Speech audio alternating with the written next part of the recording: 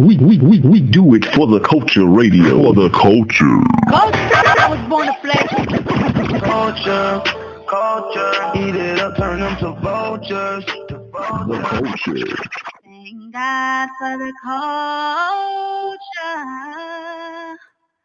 Thank God for the culture. Thank God for the culture. Thank God for the culture. Listen right now. Yes, yo.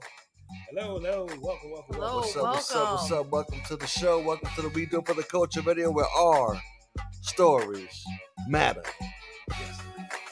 And we got another hot topic for y'all Yep, serious. this evening. I know the last topic we had got a little bit heated, talking about what was it? Child support. Child support, stuff like that. Mhm. Well, this evening we're gonna be talking about domestic abuse. Yes. And again, it could get a little touchy, get a little heated, whatever. We're gonna try to keep it diplomatic Yes. as much as possible. Absolutely. And we have a lovely guest joining us today, Miss Susan Henriquez. How you doing today, ma'am? Hi. I'm good. Thank you. Happy to be here. Awesome. We thank you for joining us today on the show. My boy Miz is gonna introduce you so we can get this show started. Yes. So Miss Susan Henriquez has served over 25 years of mental health experience, and she has over 25 years of mental health experience. She is the voice of Talk to My podcast, a trauma informed show for young adults.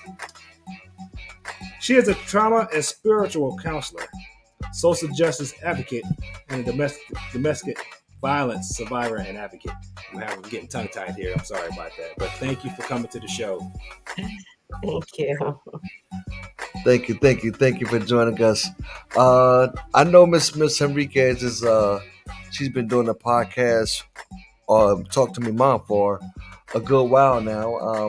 I can't wait to be a guest on that show. You be having some hot topics going on too. So make sure you keep us in mind when you got something that we could relate to, because I definitely want to get up on there. Yeah, I'm always looking for positive role models for the young men, and they're really kind of hard to find. So that's good to hear. Yes, indeed. Yeah, So I mean, I can't teach men how to be men. But speaking of that, when it comes to domestic abuse, I've always thought that it was kind of an insecurity thing with men. You know what I mean? I always thought that men were kind of insecure because they wanted to either show dominance or something like that, or intimidation, but also insecure because they wanted to make sure that, by doing these certain things, whatever, the woman would never step out on them, or whatever the case may be, whatever. But I'm gonna hand it over to Mahogany Rose. She got some great statistics for us to help us out with this a little bit. Hello, thank you for coming on our show today. First off, let's kind of talk about what domestic abuse is. Domestic abuse is aggressive behavior, usually in the home, but typically involving the violent abuse of a spouse or partner. That's the dictionary definition, of course, but it goes further than that, not just in the home now, because you have college students that are dating, you have kids in high school that are dating, so it goes beyond that. Just wanted to give a few statistics on domestic abuse. The average, on average, 24 people per minute are victims of rape, physical violence, or stalking by an intimate partner in the United States. Nearly 3 in 10 women, 1 in 10 men in the United States have experienced rape, physical violence, and or stalking by their partner.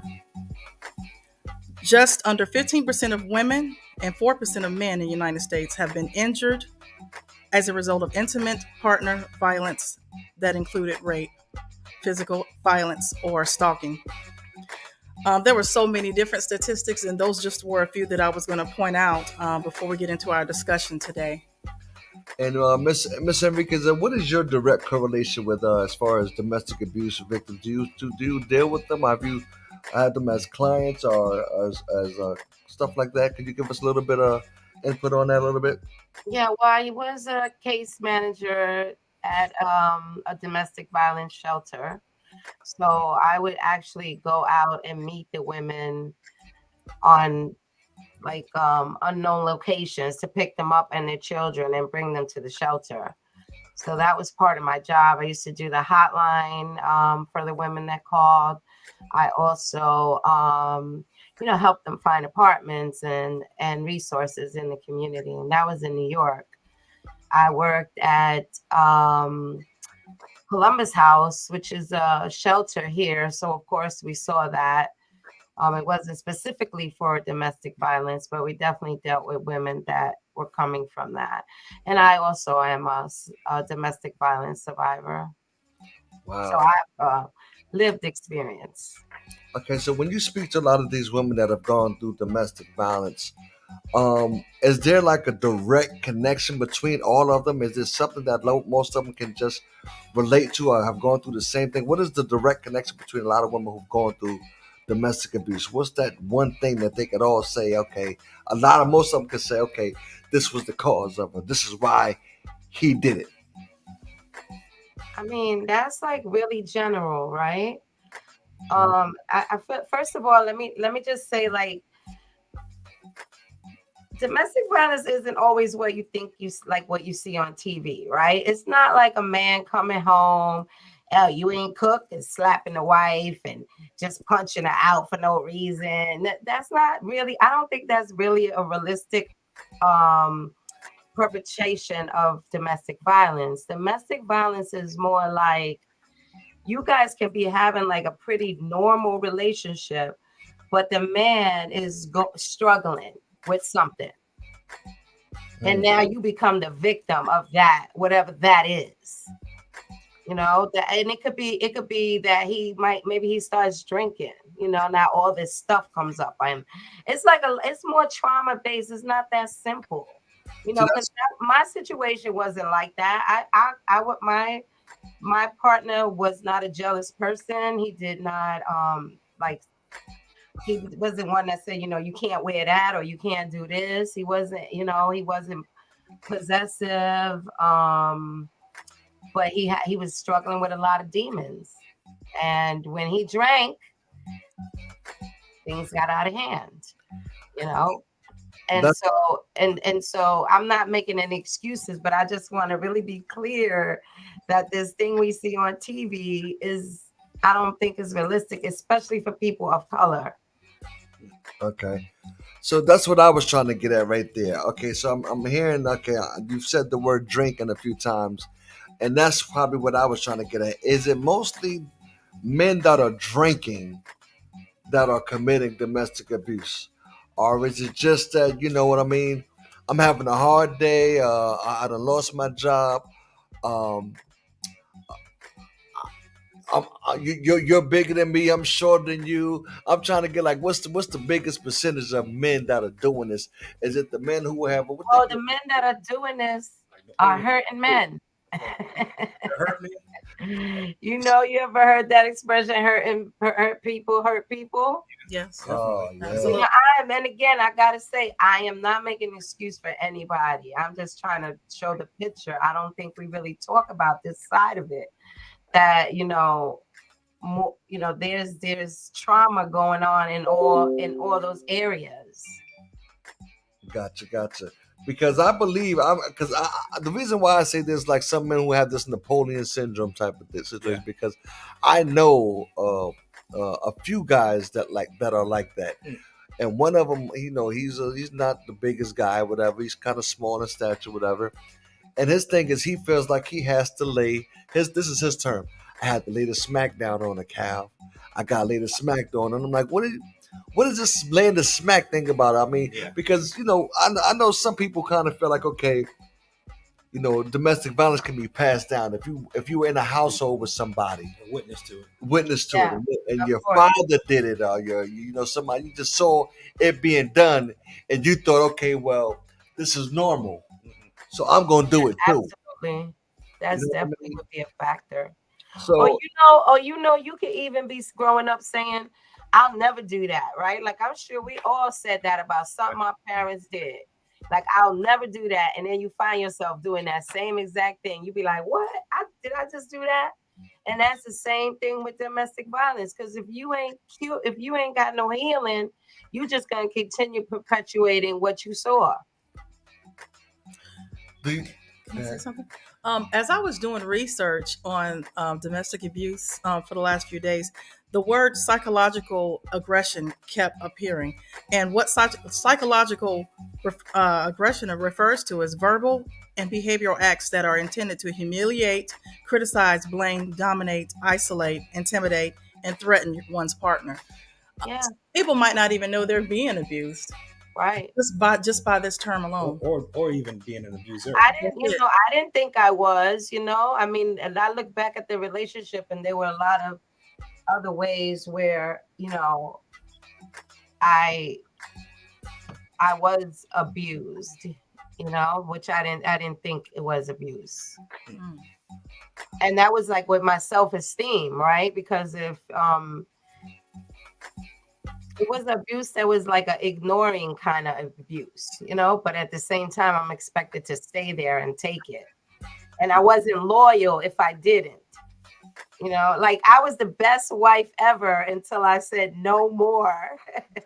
now, how many wives are going around saying I was the best wife ever and I still got my ass beat? Yeah. You know what I'm saying? Because let's get down to it, right? Women, I'm not, and I know that a lot of times with domestic abuse, it is men putting their hands on women. Yeah. But what is not discussed a lot of time is, and then like you said, I'm gonna use your term. There is no excuse for it. But sometimes women can try to draw you in to the point where you wanna do something. What's that word you want to do? Shake them up. That's what Chris Rock said. There should never be a Sometimes point you gotta- where Sometimes put you your gotta hands on shake another- that ass. I'm gonna shake you. Stop playing with me. Why are you provoking me? Why are you antagonizing me? Trying to and I know as a man you don't. And what does that look like? Go ahead. I would say for me, that just seems like I think that's a woman. If it's a woman, I think that, or whoever it is, male or female, I think that person is just what they imagine or what they feel affection is like. I have to get their attention. I got to get them to show me that they love me, and the only way I know how to do it is to push their buttons. And that goes back to the psychological stuff that you were talking about earlier. So because sometimes negative attention is better than not having no attention at all. Talk about it, because some women do see that as a sign of attention. Yeah. A sign of affection. I haven't met one that sees that as a sign of attention, getting slapped around. I don't know where you find these women. Necessarily. But I ain't found one yet. And I've worked in this field for a long time. Now I understand where you're coming from, and maybe in their minds, and it's going back to like what we was talking about, like the environment that they grew up on, and that's all they know. Mm-hmm. But that is not really what they want. Who wants to be beat? No. I get what you're saying. Like there are some women that will try to take people there, right? Oh yeah. Yeah. They definitely try to take you there. Then when you go there, you the victim. But that goes back to what I don't know because I will never say it's okay to hit a woman. Never. Oh, but I think it goes back to what you said earlier. Hurt people. So again, they don't. I think people get confused or mixed up with loving somebody, how to love somebody, and showing love, and just showing something. And some people just they do what they know, and if all they know is how to hurt. And I think what we should be asking ourselves is why we attracted to that. Yeah. Why you keep going back? That's true. But one thing I would say, I'm kind of thinking back to how my parents grew up, when people were in marriages back in the day, it was frowned upon to break up. So Yeah. there could have been a lot of aggression, a lot of abuse going on in a family, and the woman wouldn't leave because it was frowned upon. Yeah. They did not believe in divorcing. Like, you guys married each other, you must stay together, you must work it out. So And the church kept, that's getting to that. Like, the church kept telling me that I should keep working this relationship out, even though they knew everything that was going on. that's true too. They kept encouraging our marriage. Well, They knew, and on top of that, would tell me things like, "You're a good wife. You're such a good wife. You're such a good wife. You're such a sacrificing wife." Yeah. But what they didn't understand is that I was going crazy. he needed you. You didn't need him. That's probably what they were basically So saying. it's a very codependent relationship. well, I believe in that philosophy where if you got to beat him, you don't need him. Yeah. You know what I'm That's saying? true. Right. and- Absolutely. But like I said, I've been there. I've been there to the point where it's like you're trying to provoke me, and I'm like, why? Why are you trying to take me here? Because I'm like, I know you see me in this chair, right? And you got to deal with this. This is my face. This is my face, and this is her hand, right? I got to deal with all this. You all up in my face. You know what I mean? I'm like, No, come on. that's not nice. You in my face, cool. you talking shit, right? And I'm looking at you like, I know I'm sitting in this chair, and I know you standing, and I know you think you could whoop my ass, but I'm trying to explain to you that even though I'm sitting in this chair, I would still fuck you up. Don't leave just leave me alone. But I'm I'm trying to tell you because I've been there. I still got these hands. I still got these hands, and I know you think you can whoop my ass. Knees down. I look easy. I know I look easy. But I would still fuck your best shit up. Leave me alone. So I know I've been through. So I know that men go through it. But there's a lot of men that are not as disciplined as me, True. and they're not gonna go for that. They're gonna say, "Oh, you want to act like a man? I'm gonna treat you like a man." Yeah. And then next thing you know, bang, bang, bang, and you the victim. Yeah. And when the cops come, who they gonna pick up? Yeah. They gonna pick up the Oh, man. they gonna take both of y'all. They take both of y'all now. Sorry. Oh hell, they taking the Y'all man. both going. If they take them both, good on them. They don't leave the woman behind no more. They take both of them. I ain't never seen him. I ain't never seen him either. But take if both that's of what them. they do, Never. that's what Yes, they do. I know here in Connecticut, they will take you both. In New York, too. Man, My friend just went to jail for that. dang. Listen, He got drunk and started, acting crazy. And yeah, they took her to jail. you know what I tell them? Listen, if you like me, my thing I tell you now, call the cops. Mm-hmm. I'm gonna call them on you before you call. You know what I'm saying? Yeah, right. You're right. I'm trying Right. to de-escalate something. Yeah, and that's what. So I'm gonna call him, but when I know what? call him, You I know look like a bitch ass nigga. Oh, you a bitch ass nigga? You calling the cops? I'm gonna be all that, but I'm calling these cops because if I need them to come and de-escalate this shit before it goes there, and then I'm gonna be the one in trouble. So I'm gonna call him a bitch ass nigga, but I'm calling these cops. I'm gonna call them every time. Every time I'm gonna call them. I swear for God. You hear what I say? Yeah, but listen, man. Listen, there's a lot of guys who do not have the discipline, and a lot of women are at times the aggressor, and that never gets addressed. It's always, the man is always the aggressor, the man. And there's some guys out there that got that Napoleon syndrome, and they have to do what they got to do to keep the intimidation factor in for some reason. They gotta be that alpha.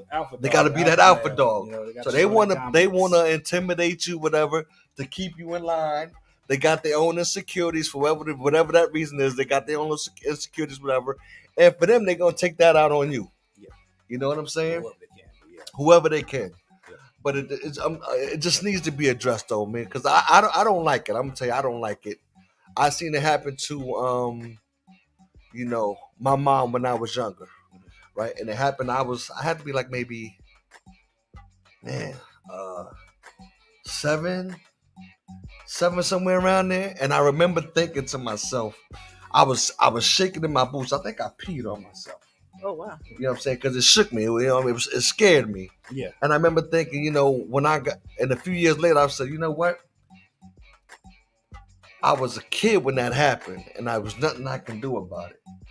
But I make sure as I got older, I would never be in that situation again to see my mom get hands put on her. Yeah. And I made it. I said, listen, Mama Dukes, if you ever have a boyfriend, that nigga got to have a sit down with me. He's got to talk to me. And I tell my sisters the same thing. All of my sisters, you have a boyfriend, my close cousins, introduce that nigga to me. He needs to know that I exist. He needs to know that you have a male figure in your life. Yeah. So when the shit hits the fan, he needs to know. You know what I'm saying? Because a lot of times if a male sees that, you don't have a male figure in your life, or there's no brothers, stuff like that, they feel like, okay, well, they can treat you any kind of way they want to treat you. So you got to make sure you establish that early on. Like, listen, brother, I'm here. I'm her brother. Mm-hmm. And I don't allow nobody putting their hands on my sisters, my mothers, my cousins, because, I don't do it. Ain't nobody going to do it to my family either. That's right. You know what I mean? You treat every woman like you want your mama to be treated. Yep. That's how I feel about it. I got girls. I got daughters, so that's what I worry about. Yeah. Well, we have another fantastic guest to join us today. And she's going to share a little bit about her experience. And she's also has a lot of experience in this field as well. How you doing today, Miss LaShawn? Unmute yourself. What's going on? Can you hear me now? Yeah. We can hear you Yes. now. Hello. Hey, what's going on? Peace and blessings, everybody. Good. We can hear you now, but we just can't see you. Don't be trying to hide from us. Fix that bootleg camera over there. I'm coming. I just realized, I said, oh, wait a minute. I need to go ahead and put the ambiance behind me. Give me like a half a second. Okay, well, I'll let be me right while you're doing that, I'm going to introduce you if it's not too much trouble, okay? Sure. The lovely LaShawn Shelton is a Delaware State University graduate and educator, pens the most comprehensive blueprint for adulting in the market. Her name, LaShawn Shelton, using her experience pulled from 13 years as a credentialed vocational chemical abuse clinical, 8 years in the classroom and life experiences. She showed the need to blend home economics, finance, social, and life skills along with her personalized letters from those experienced in those areas to assist those looking to accumulate and reaccumulate successful into adulthood. She's an acclaimed international public speaker, podcast, and media strategist, and author of Congratulations, You Just Lost Your Job. That's one of her good books out there. Another one of her books is How About a Lifestyle Change? Prerequisite in Adulting 101. She's also the author of several books. She served on multiple speakers and association symposiums, sharing platforms with great speakers such as Les Brown, Willie Jolly, Dr. Tiana Vaughn Johnson, Dr. George Fraser, Carl Stokes, Cheryl Wood, many others. She inspired over 478,000 lives collectively through these combined events. She's also served as a contributing writer for several blogs on online magazines, both national and internationally. She's recently created a nonprofit that provides services for homeless, hungry, recovering individuals from addiction and marginalized communities affected by poverty, gentrification, hunger swamps, and the lack of medical academic resources. She's the mother of 4 beautiful children. She is on our show today to help us out with this beautiful show that we got going there. What's going on, LaShawn? Give us some love. Hey, what's going on, man? Happy holidays. Happy New Year. Mazel tov, whatever. What's going on? Now, I know you heard me getting my spiel on just now. I was back there just clapping like, yes. That was it right there. You could have ended the show right there. So give us a little bit about your correlation with this topic right here, because I know you've had your own experience. So tell us a little bit about it. Man, listen, this whole DV thing, it comes in so many layers.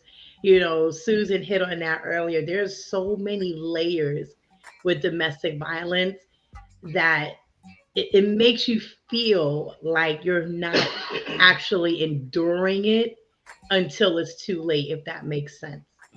And one of the things, and you have to forgive me, I'm recovering from COVID again, like for the fifth time. I think I was on your show before and I had COVID, so please excuse my voice. But in one of my books, I talk about the difficulties with acknowledging and identifying domestic violence because it's so many different variations. You have emotional abuse, you have psychological, you have financial, you have physical, you have social, and of course you have the quintessential physical abuse.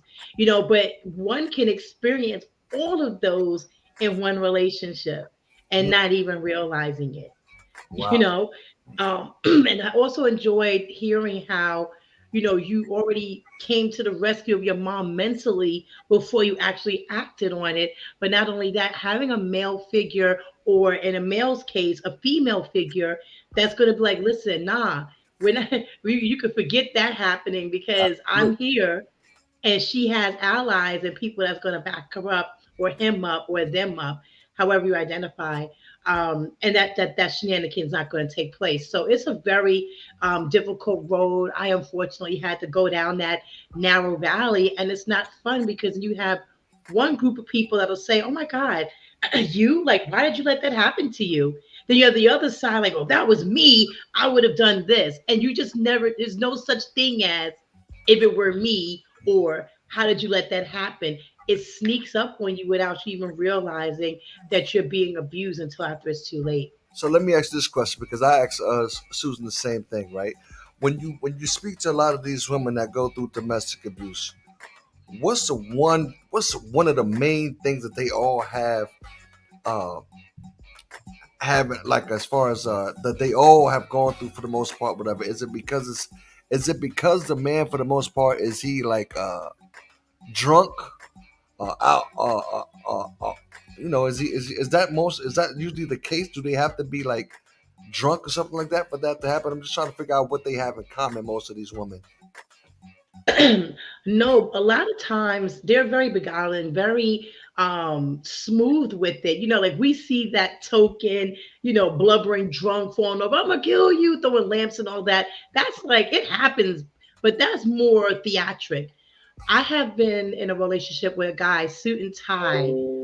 Like have you ever seen what was that movie from Medea when she adopted that child, and Blair Underwood was very well poised and well dressed, but Oh, he was beating the crap out of her behind closed doors. Oh yeah, yeah, yeah, It, yeah. it comes in that version too.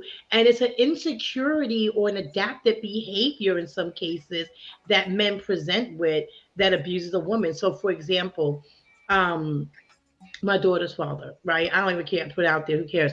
So, with him, very handsome, very attractive, very, the voice pulls you towards him, but behind closed door, tyrant. But he was abusive because he saw his grandmother get abused. He saw his mother get abused. He saw his aunts get abused. So he was like, "I beat the shit out of you because I loved you." And I'm like, "Dude, I'm like in the hospital. What do you mean?" And then when I said something to the grandmother, she was like, "Well, what did you do? Did you forget to make dinner?" Like, and I'm looking like, is this like it was normal in his family. It was almost like if you didn't get hit, he didn't care about you. Okay, so Crazy. It is crazy. now absolutely. between you and Susan, have Absolutely. you guys ever? He saw his mother get beat. It was a generational thing. Yeah. Yeah. And they also said it was a Latino thing. I'm like, no, it's not. Because No. I've never seen my dad's side, that Haitian Dominican side. I never see, well, I'm lying. My aunt did stab her husband for hitting her, but it wasn't the norm, if you will. That was more of an anomaly. But on his side, it was like, "Oh, I love you," bam. And it was like, "Oh, I love you too," and like guts and everything else is oozing out. And then the next day, it's like we had makeup sex and everything's happened like nothing was wrong. Like nothing was wrong. Yeah. So that means And that in my side, I also saw my mother get beat by my father, and I saw a lot of domestic violence in my and I swore I would never be in that kind of relationship. And I feel like I really related to what Miss Shawn said about like it was like me and him used to talk about how he would never do that to me. Like before, like it was. So when it happened, it was shocked. I was shocked. how does that come up though? How does someone just come out and start telling you that they would never hit you? Does you guys watch a So movie we might together and see it something happens? on TV. We might be together. We'll see something on TV, and then he'd be like, "I would never do that to nobody ever." Like just in conversations, like how much he hated the thought of, like hitting a woman. Uh, Yeah. I think in my and case, that's why but like I said, he grew up with it, and so did I. It sounds like he was trying to heal from yeah, and prevent himself from doing it again. Right, but I relate a lot to what Shawn said because it was like normal too, right? Like I love you, that's why I hit you, because that's how I saw love expressed in my home. what yeah. are what are like the first? Go ahead, Mr. LaShawn. Go ahead. What were you gonna You say? said what? No, what were you gonna say? Because I was gonna ask a question, but go ahead. What were you gonna say? And sometimes Mahogany Rose hit it also. It wasn't like a. It was more or less of a Well, what is it? What are your pet peeves and what are your deal breakers? That was a conversation before the relationship started. Like, what are your deal breakers? And it was like little trivial stuff like, don't put mustard on my hot dog, like that kind of stuff. And then it turned into the bigger things that were the no can do's. And I said, listen, I don't deal with a man putting their hands on me. I went through that before. It's not a cool feeling. I'll be out the door.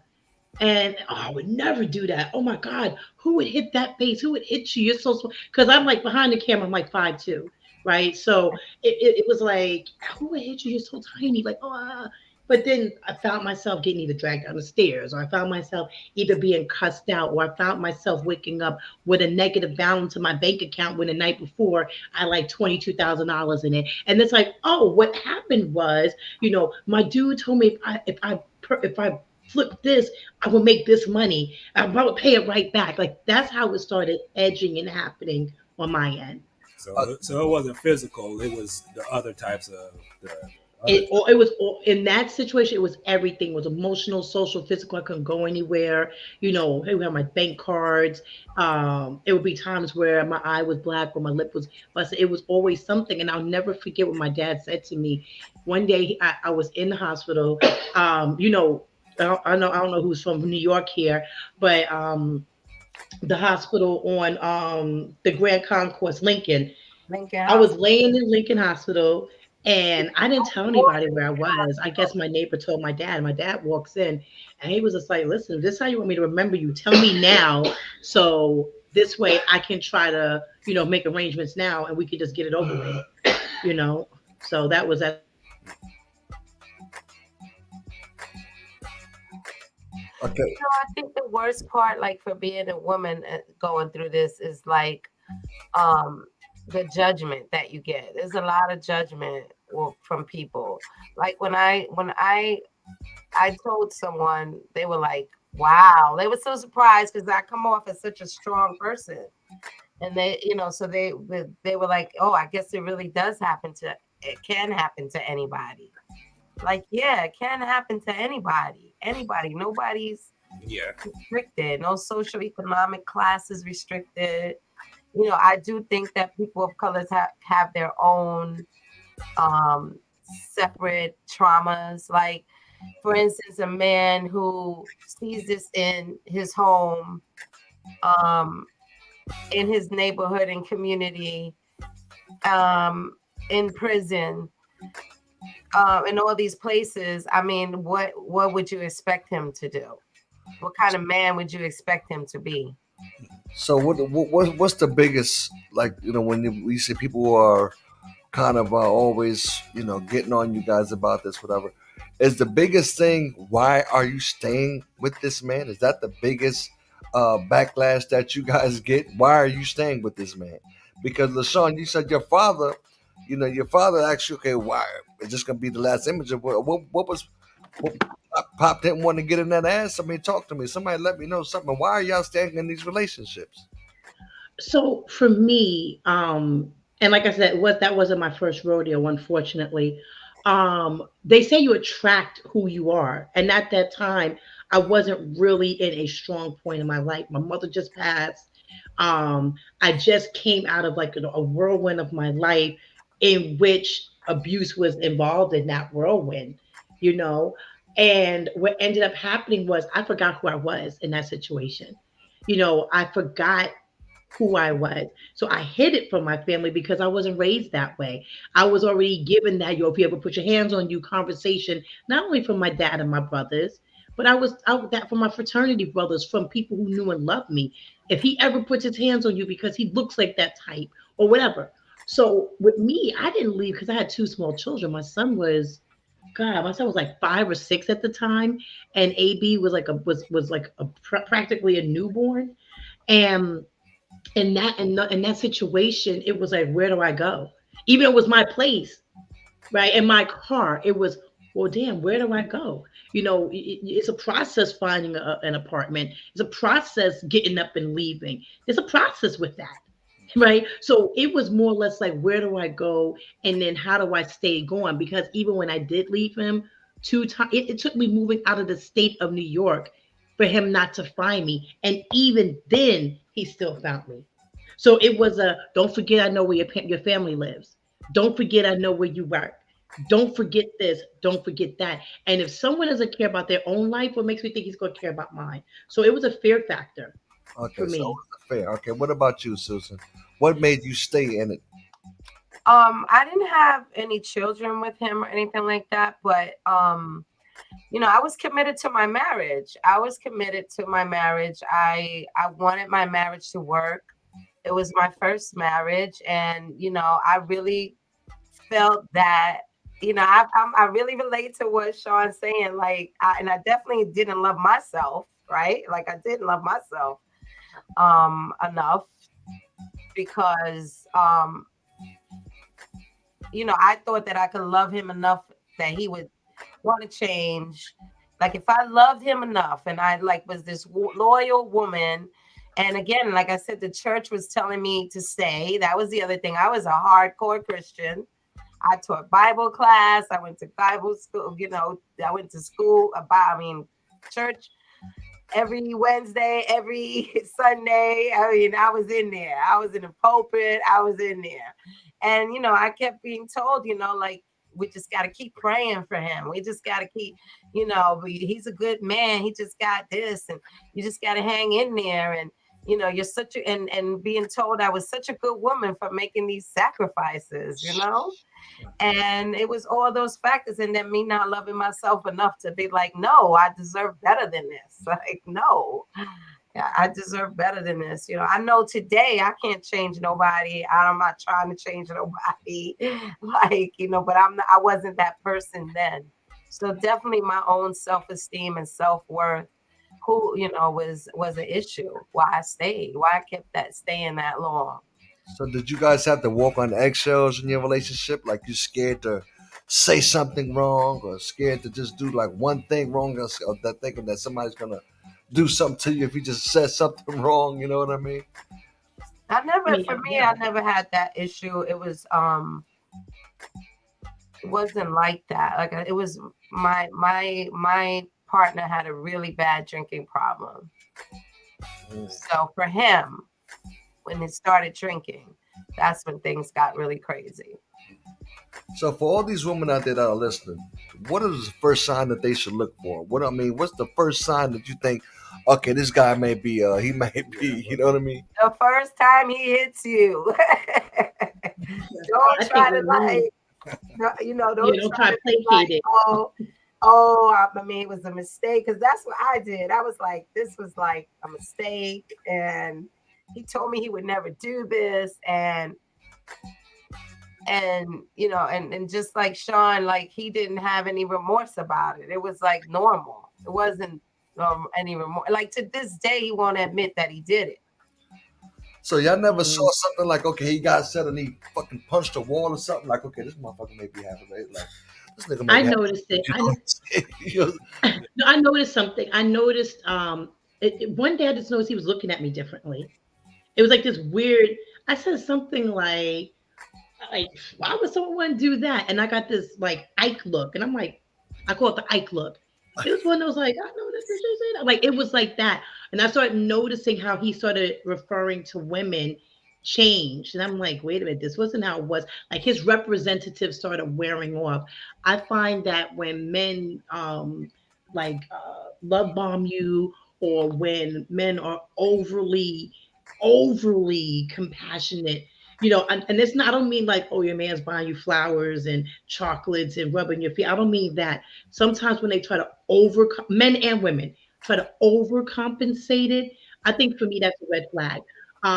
Because again, it doesn't have to start with the hitting.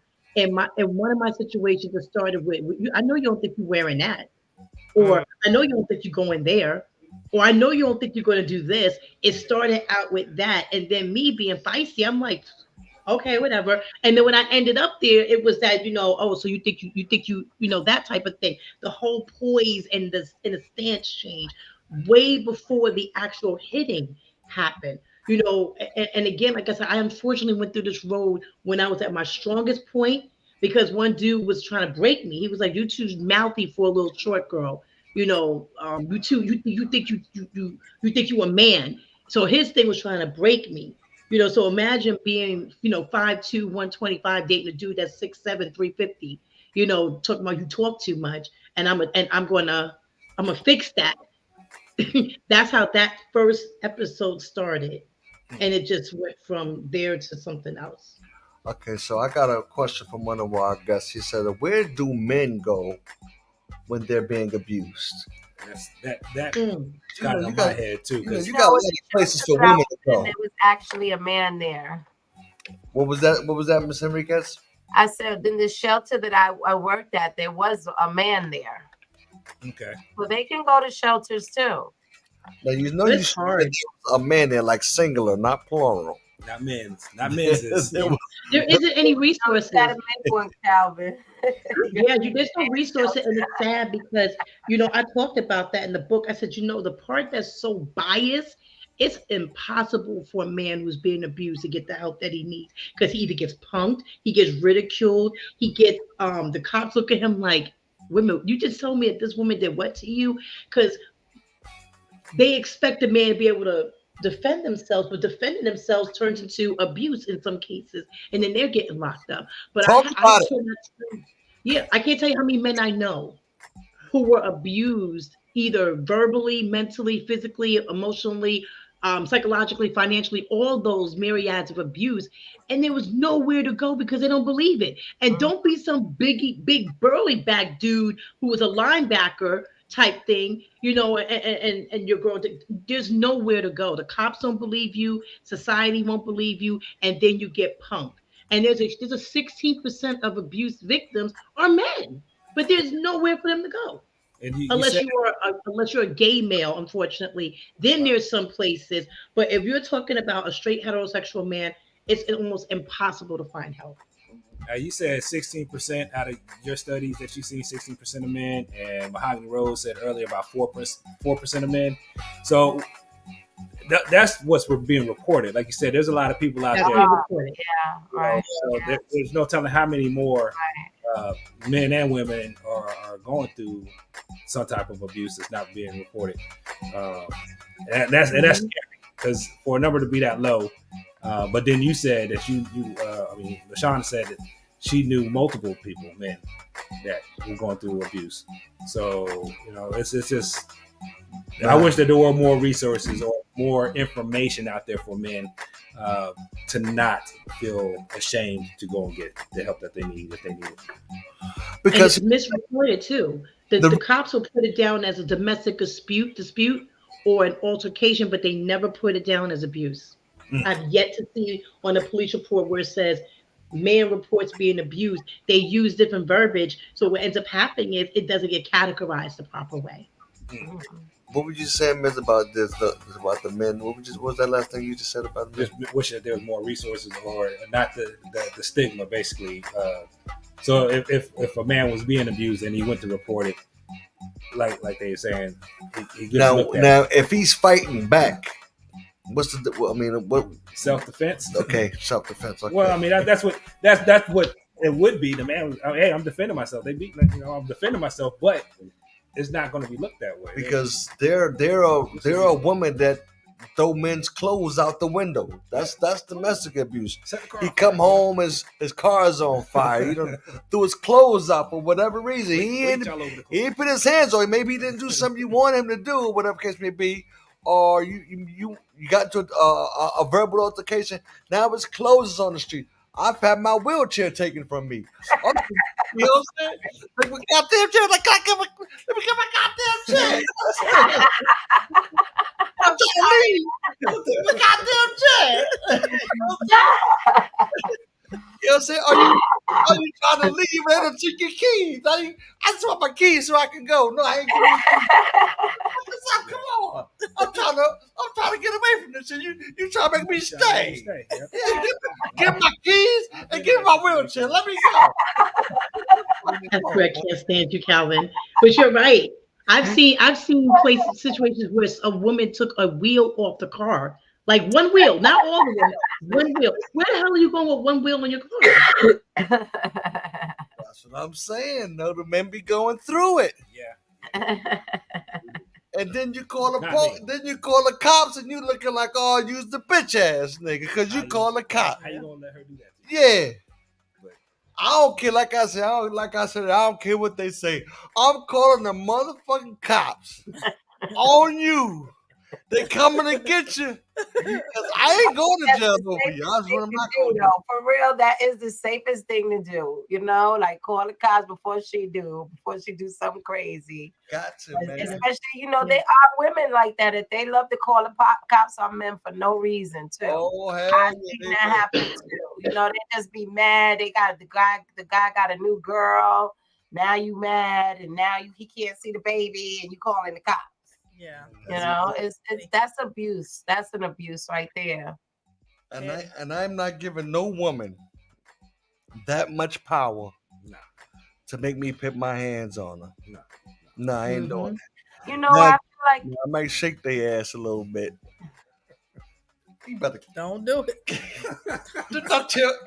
Leave me the fuck alone. Don't do it. She may get whiplash, but she gonna be all right. Leave me the fuck alone.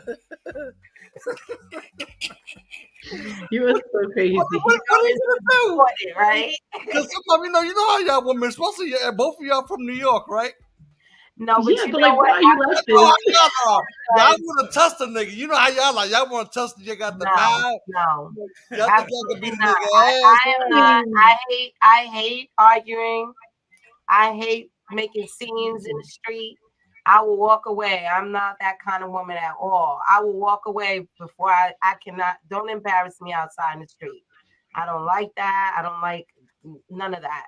So I don't want you to categorize women or from New York that way, because I'm very, you might look at my podcast and think I'm all out there, but I'm really quiet, and like that's just a persona. I don't carry in my personal life like that. Okay. Right. And if I may, I think it's also important to tell your children the truth. Ooh. If you have children. Come on now, what age now? You can't just, you know what I mean? Because you don't want. Listen, my kids, they saw too much. He has to feel like he got to choose between the mom and the pop at a young age. Because they see more. Let me tell you something. My son the other day said, I saw something I think I saw. And you're sitting there like, what do you mean? You saw what? Try to do little dimples.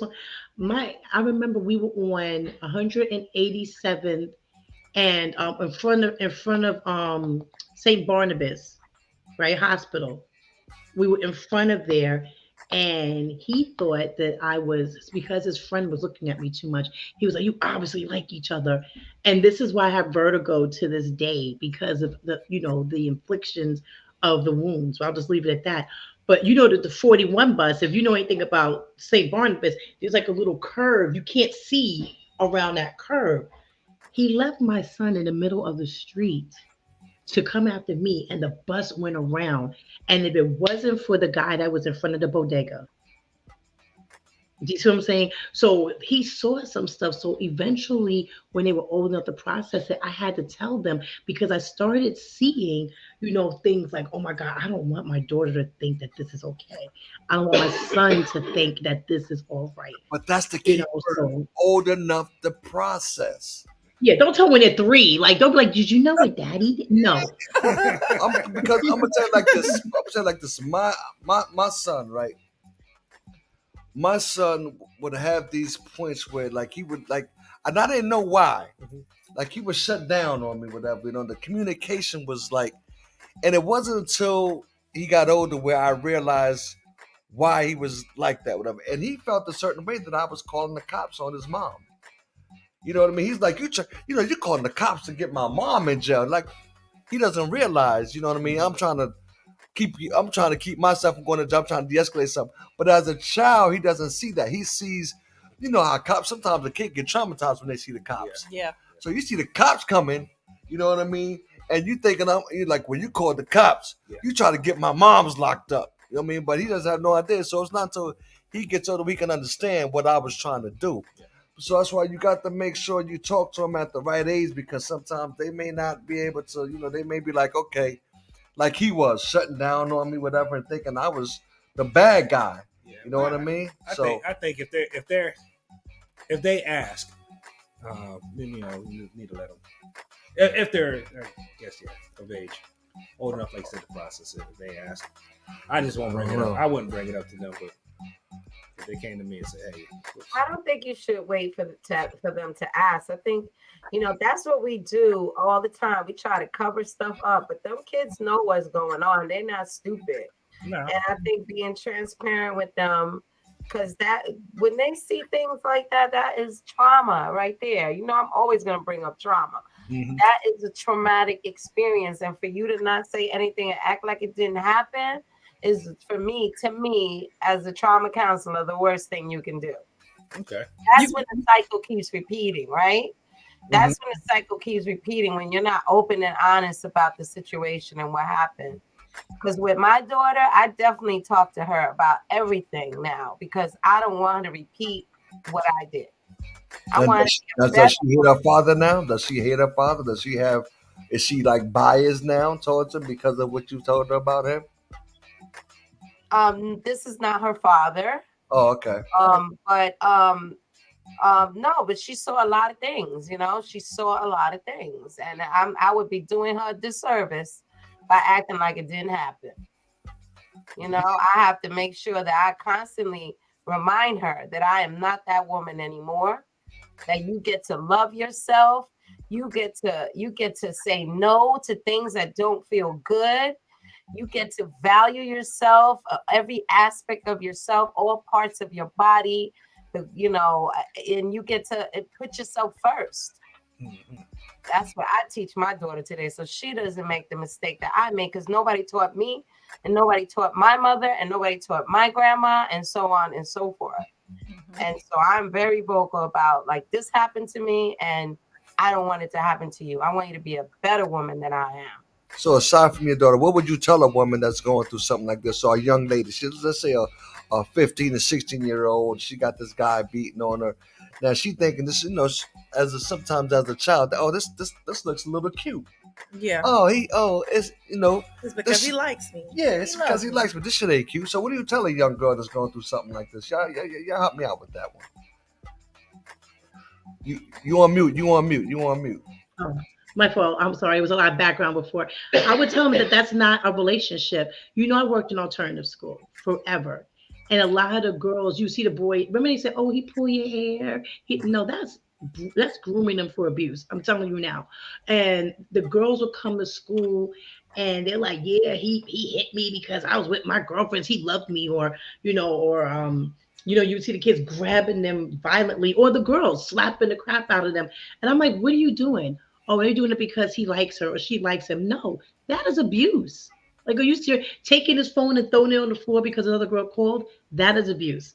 And if you don't eradicate it at that point, it's going to grow into something else. And I would tell him, honey, that person doesn't like you. That person's trying to control you, and then 9 times out of 10, that's what they're seeing at home. Or their parent is like, oh my God, that's so cute, Odito. He's doing this, he's doing that. No, it is not cute that your child is being manhandled or woman handled. It's not cute. And we grew up with that sick condensation, because remember when the little girls were small, they said, oh, the little boy, if he keeps, tapping you or hitting you, that means he likes you. No, knock that out. Like that needs to go away far. That's not our culture. That ish needs to go. So, yeah, I'm actually going to a portion of my book where we talked about domestic violence and how it's so silent.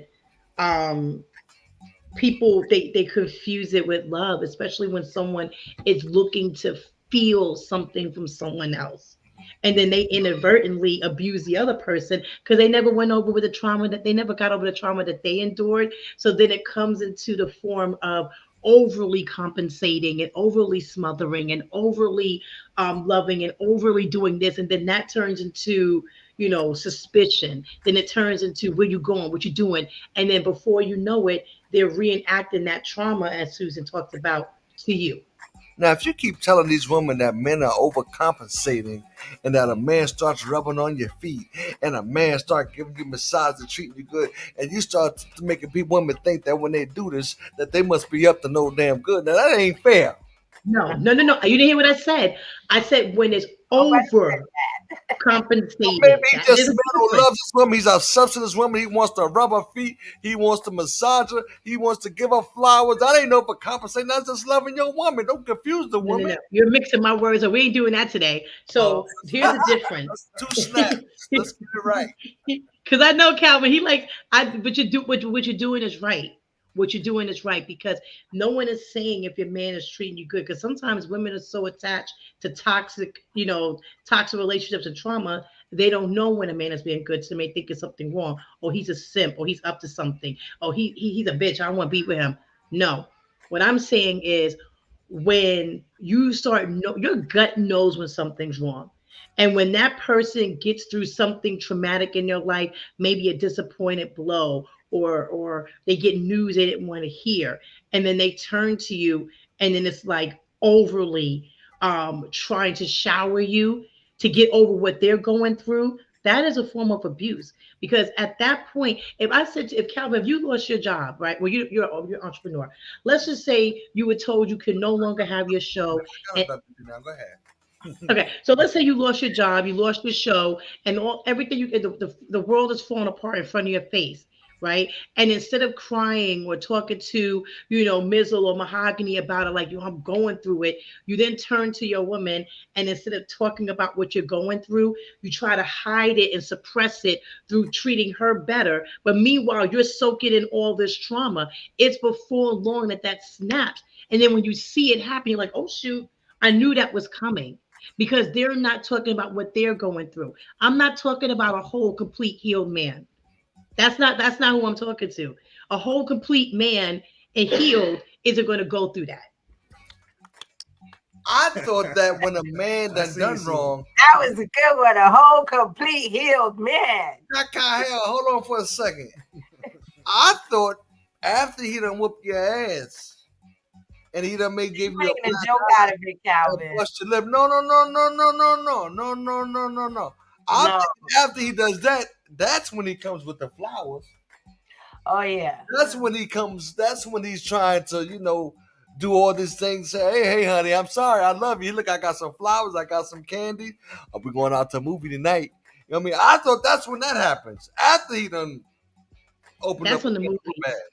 That's a glorified version of it. No. I have seen men go through traumatic experiences, and instead of letting their ball sack hang and going to someone to talk about it, they instead suppress it and then look at the woman or their man or whoever they're with or vice versa, and they start love bombing that person. That's their therapy. And then before long, when that can't happen anymore, then the ideations and the attributes of abuse start to show. I've seen it a gazillion times. I've seen it. And it's not because they purposefully doing it, it's because they're not healing. They're not getting that help that they need. So instead of getting the help, that woman becomes their help. And then when that woman can't be that help anymore, it turns to something else. Or vice versa. If that man can't be that help anymore, it doesn't feel good anymore, then it turns into something else. They lash out. Miss, you ever had to hit a woman before, Miss? No. No. Never had to hit one. I hit a woman one time before. It wasn't no. Listen, hold up. Let me put my disclaimer in. It was not no domestic abuse situation. I was out hanging with my boys. Now you have a homeboy over here. You got a girl here. You got to go over here. Back in the day, you tap somebody on their shoulder on that side, so they could think somebody on that side tapped them on the shoulder. But my homeboy Squirrel did this. He touched the girl's butt booty on my side while I was standing next to her. So she turns around and she said, "No, you didn't." Bop! And she hit me so hard, I saw stars. I ain't gonna lie, I saw stars. So, but by the time I got the chance to say, "What the fuck?" Boom! She hit me again. And when she hit me again, I just reacted. It was just my body just reacted. So, boom! I said, "Oh, bow!"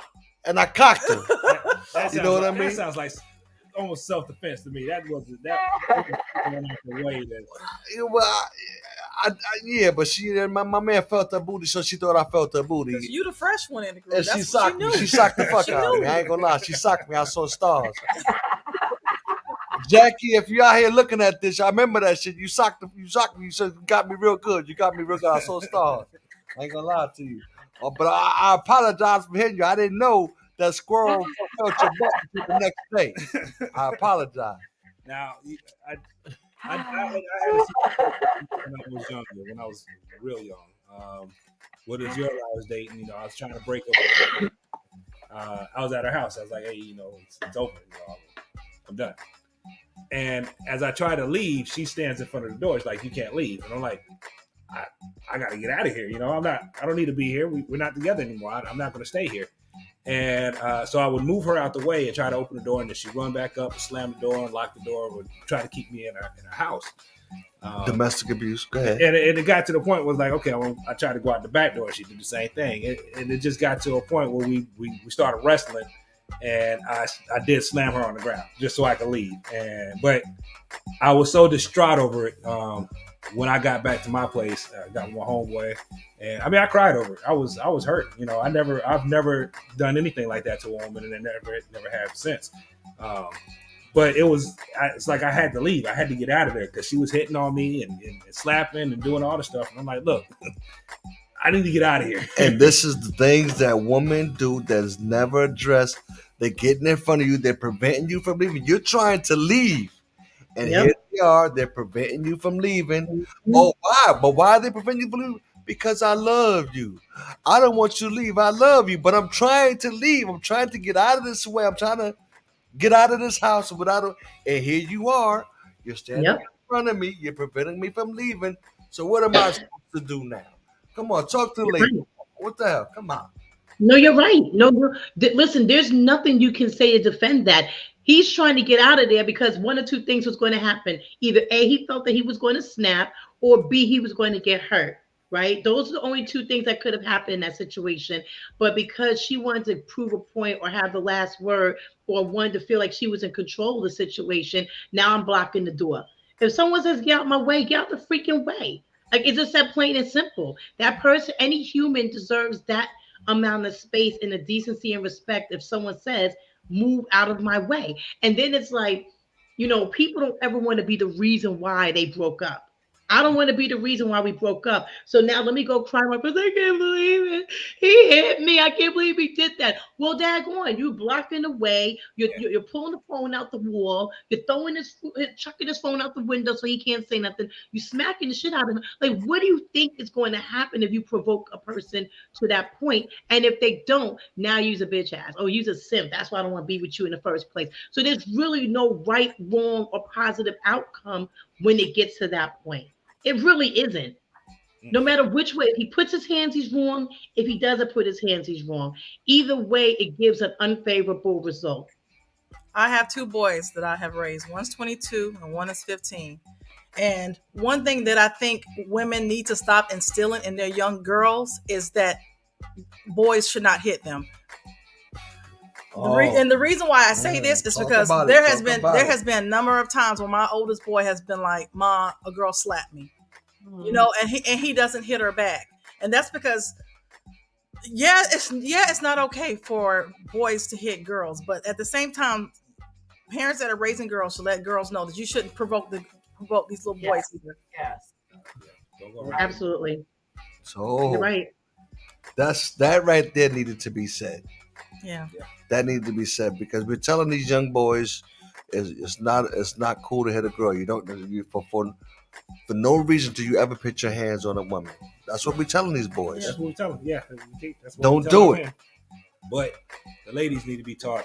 Keep their hands to themselves Keep your too. hands to yourself. You're right. You're right. Because I raised two boys too, Mahogany. Anybody they love. If you love and respect one another, no one should be putting their hands on nobody. But that's a hit. That's a hit though, because a lot of these kids don't love and respect themselves. So how they gonna love and respect someone else? That's true. You know, and we're living in that era of love and hip hop and housewives or whomever. And on TV, they celebrate it. They make it look like it's okay, you know, for a man to pull a woman's weave out her head, throw it down the street, and ridicule her, or a woman beating her man. We have been poisoned by society's new norms, and we've been poisoned by the media, and there is the boundary is gone. So Margaret's right. You need to tell the same way we tell our sons, women tell your dusty behind daughters the same thing, and vice versa. Like, it needs to be a universal conversation. My daughter knows, don't slap a boy because you don't know if he's unhinged or not. And if he hurts you, now me and your brother and your dad and everyone else have to come up there and beat someone's ass. So like, let's prevent that from happening. And the same way you don't want no one to put your hands on you, then don't put your hands on them. If you got to hit someone, sit on your fingers. Hit yourself. That's it. You know, play with your butt. Yep. And to my defense, that's what I told Jackie. I see she wanted. I said, Jackie, go get your brothers. I hit you by mistake because it was a reaction, but from here on point, go get your brothers. Yeah. And let me handle one of your brothers, and just make it do it like that. But you know, what would you one by one? What would you want me to tell a woman? What's the best advice you can give a woman that's in a situation like that? That they can do. I mean, what's the best advice you could tell them? Either one of y'all. You know, it's for me. I it's so multidimensional. Like, I can't. For me, it was just like I had to learn how to love myself.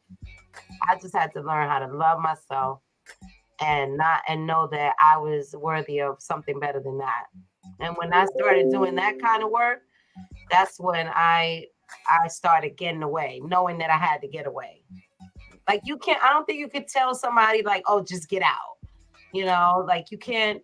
And another thing that you should never, tell somebody is like, just don't tell me nothing. I don't want to hear about it no more, you know, because then when that person dead in the ditch, you're going to be the last person they call, you know, and that you need to let I could say this about family members, like, always be there. Not, you know, always have a non-judgmental listening ear, because you saying get out, you need to get out. Why you just don't get out?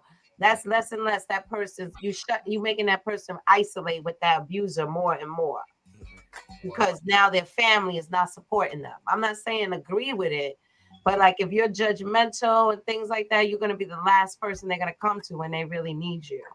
So the best thing that you could do as a family member is just be as supportive as you can, you know, and as a woman, You know, you have to start loving yourself and realize that you don't, you know, you deserve better. You don't deserve anybody putting their hands on you, trying to isolate you. You don't deserve any of that. So until you know your self-worth, there's really, you're going to keep staying in that situation, and you're going to keep attracting that kind of situations. Gotcha. And LaShawn? And that was powerful. First of all, again, thank you for allowing us to even share our stories, because people need to hear it on both ends. But if a female or man is in that situation, number one, they need an emergency plan. Hands down. The emergency plan needs to be orchestrated with that person and someone that they trust. And when I say trust, meaning like if I'm in a relationship, say with Mizzle, right? And Mizzle and Cal are friends, you know, and I'm like, yo, Cal, I'm gonna leave him on Thursday because I can't do it anymore. I need to trust that he's not going to go to him and say, you know, she's leaving on Thursday, right? Because then now you end up with a toe tag. So I literally feel that you need to have someone that you can trust and have an emergency exit with. Have all your important documents together, your passport, your social, your copy of your credit cards, a spare key to a car, any and everything that you're going to need for you and or your children, if there's children involved, in some sort of a lockbox that could be kept at that person's house or somewhere that you can, assess quickly if you need to boogie up out of there, right? If you live in a house, try to inconspicuously have a ladder close by, so that way if you have to leave out the window, so freaking be it. You'd rather have a broken bone than having a toe tag. And then I will also make sure that you have bus fare, Uber fare, a charge phone, an Obama phone in case they break your phone or take your phone. You want to have some form of communication in this little escape kit. Right. And then once you go, do your best not to go back. Yes, it's going to be scary. Yes, it's going to be hard, especially if that person's the breadwinner. It's going to be difficult, but you have to reinvent yourself to the point where it's going to be hurtful one day, but eventually that pain is going to dissipate, and no is no. Right. If you know you don't want to be with that person, don't go back to them. And that was what mistake I made, because going back, it totally takes away all your power, and they think they could keep doing it until finally you can't go anywhere. And I also would say sex is also abusive. If you like, there's no such thing as you're my woman, you're my man, you have to do it. No, if I don't want to do it, I don't want to do it. Forcing the situation, that's abuse. There's little steps that lead up to, I'm trying to say, like, if you see that the person's emotionally abusing you, you have to exit stage left. Psychologically, exit stage left. It's a lot of things that happen before it gets physical. And when you recognize it, don't question it. It is what it is. Let's make that game plan, find a counselor, get some trauma-informed care, restore yourself, reinvent yourself, and tell your damn story, because there's someone out there that's listening that's dealing with the same thing, and they need to know what it looks like on the other side. Gotcha. Mahogany? Oh, okay. Just know that there is help that is available. There's a National Domestic Violence Hotline. The number is 1-800-799-7233, or you can text START to 88788. Again, that number is 1-800-799-7233, the National Domestic Violence Hotline. Gotcha. Anything you guys want to leave before we get up out of here? I know you want to plug, LaShawn, you got some things you want to plug, or Miss Enriquez, I know you want to plug your podcast. Sure. Thank you. So ladies and gentlemen, make sure you guys, you know, I'm always going to talk about the life insurance and investment piece. Make sure you're properly protected. Make sure you are properly protected. I can't tell you how many GoFundMe's have happened when a woman or a man loses their life to abuse, and then that child doesn't have what they need later on in life to function and get therapies. And if you want to know more about domestic violence, in a chapter of my book, it's called Freedom and Escaping from Domestic Violence. The book is called Prerequisite to Adulting 101. Again, it's called Prerequisite to Adulting 101. You could get it anywhere where books are sold.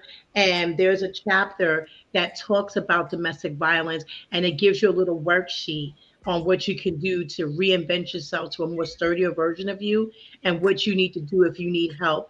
And then please utilize those numbers. But make sure you're properly protected, ladies and gentlemen, because it's bad enough to suffer a loss, but to suffer a loss and not be able to financially go on is a whole different type of pain. And thank you for letting us on again. Thank you. Ms. Enriquez. Yeah, hi. You can reach me at I'm on IG at Talk to My Pod. Also on Facebook, Talk to My Pod. That's the name of my podcast. It's my podcast. It's for young adults, ages 18 to 35, and but I have like all kinds of subjects and all kinds of things that I talk about. I'm a trauma counselor, so if you're interested in attaining counseling or spiritual counseling, if you're struggling with your connection to your higher power, I also help people in that aspect, and I combine the two. So thank you for having me. This was really fun, interesting, and I learned a lot myself. Thank you so much for having me. For being on. Yep, thank you Cool, both. Thank cool. you both for coming on. Yes. Thank you, guys. That's been the show. We do it for the Culture Radio, where our stories matter. You can reach these young ladies. Anything you guys want to say before we get out of here? I gotta plug our business. One of our businesses, Sam's Mobile Entertainment. Your source for DJ, karaoke, photo booth services. We're also doing the bar entertainment stuff. So if you need DJ bingo, DJ trivia, anything for your bar or restaurant to help you guys pick up some Absolutely. revenue on a slow night, you can always give us a call or hit us up. Sam's Mobile Entertainment. LLC. Your Time to Shine, LLC, balloon decor. If you need balloon art for any occasion, hit me up. 910. Oh, Lord, what's my number? Look, I don't even know my own number. Your number is 910-863. 1036. There you go. There you go. Thank you I don't call all. myself. Thank you, ladies, for being on. We Yes. truly appreciate and commend you guys for everything that you do. You're awesome. Thank you, guys. Appreciate y'all. Happy We New are out Year. here. Thank you. Happy Great New Year. show. Guys. We go for the Culture Radio. We out here 5 minus 4. That's one. One. Peace. Peace.